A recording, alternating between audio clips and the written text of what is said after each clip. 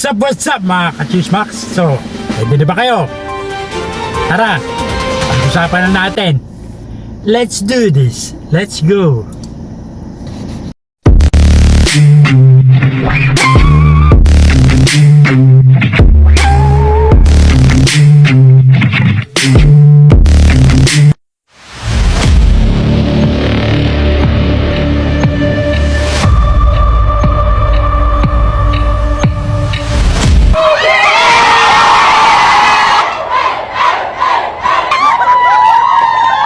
Sa online, ramdam pa rin ang Beanie Fever ng maswerteng blooms o fans ng girl group na Beanie na nakabili ng Day 2 at Day 3 concert tickets.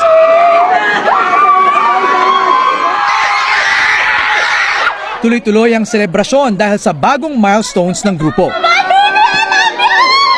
Sa Spotify, umakyat na sa 2.4 million ang kanilang monthly listeners. Ang viral hit na Pantropiko, 17.7 million streams na.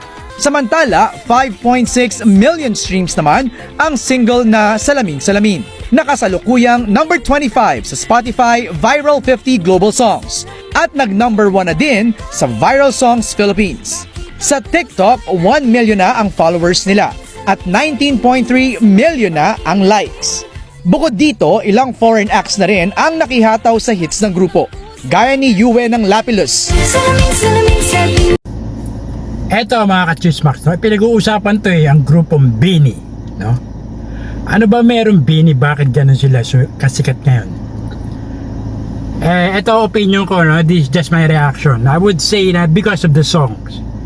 Yung Salamin Salamin, saka yung Pantropiko ba yun? Pantropiko? Salamin Salamin yun.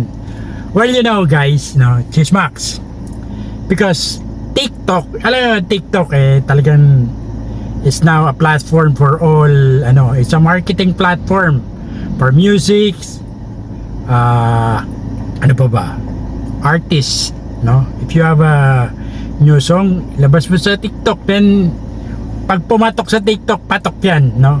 You know, the Gen Zs, Millennials, yung mga Generation X, no? Lahat yan, even the boomers, all generation nasa TikTok. Patok yan, kakagatin nila yan, no? Pag nakita ka doon and then they love your song, papatok. Alam naman natin yung mga kanta ng mga Beanie, pumatok talaga, talagang kinagat ng masa, especially Gen Z. Yung mga Gen Z, no?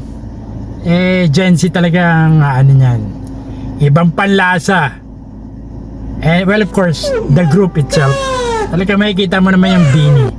Maganda, no? They have all the charms. Pretty lahat. Yung charisma, no?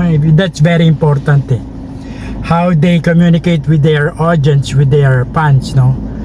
How they are mingle with their fans, especially, no?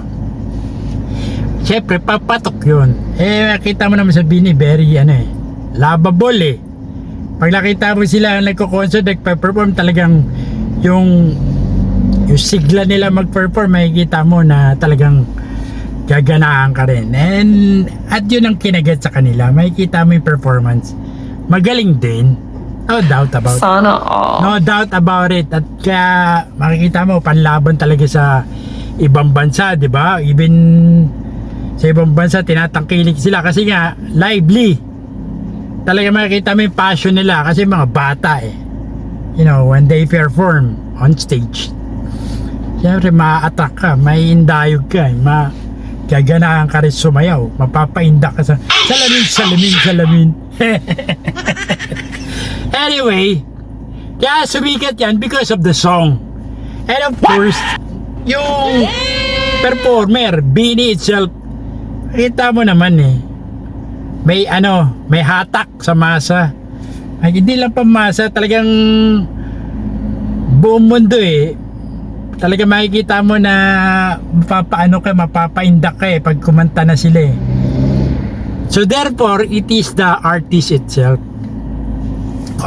Compare mo sa ibang Sana artist. all. Siyempre, no, hindi natin makokontrol yung public.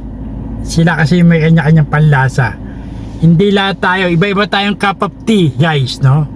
But, pag nakita mo nag-perform, napaindak ka, yung mga ganyan, gaganahan ka na rin, di ba? Kaya kumisa ako sa TikTok kasi yung mga kanta nila, makikita mo sinasayaw talaga ng mga tao kasi nga, maganda naman yung song. No doubt about it. Talagang pag-uusapan at tatingkilikin talaga, especially ng mga bata ngayon. Kagaya ng sinabi ko, hindi lahat, all generation, no? Tinanggap sila. At makikita natin yan sa mga concert. Kagaya na napanood nyo, no? Talagang dinudumog Makikita mo, it's Beanie era ngayon, no? So yun lang mga ka-Chismax. Comment down below. Gusto ko malaman yung mga reaction nyo and views and insights, no? As regard to Beanie. So, that's all folks. Ito po Cesar Castillo Jr. nagsabing, tirahin mo na yan. Baka tirahin pa rin ba until next time? Chismax! Peace out! Where pa?